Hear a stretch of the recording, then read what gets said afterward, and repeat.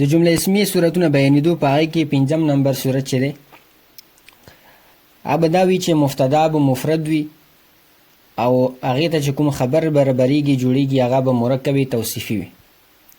لکه مثال علی تاجر امین. علی امانتدار تاجر دی. اوس دکې چې دی دا علی چې دی دا خو مفرد لفظ دی، مبتدا به جوړ شي، لیکن د ده خبر چې کوم دی تاجر امین.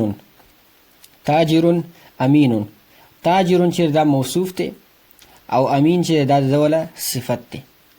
دا موصوف او صفت چې کله دواړه سره ملاو شي نو مرکب توصیفي هوکر مرکب توصیفي به جوړ شي او بیا به چې د علی د مبتدا لپاره دا خبر جوړ شي.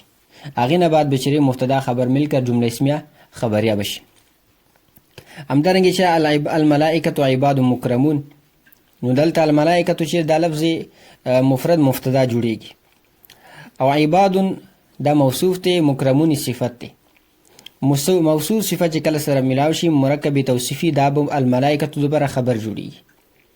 او همدارنګه مکة بلدة مبارکة دا هم همداسې دلته المکه چې دی دا مبتدا دی مفرد دی، بلدة مبارکة دا مرکب توصیفي یعنی موصوف صفت چې سره ملاو شي دا به د مبتدا لپاره خبر جوړ شي او مبتدا خبر مل کر جمله اسمیه خبریه بشي.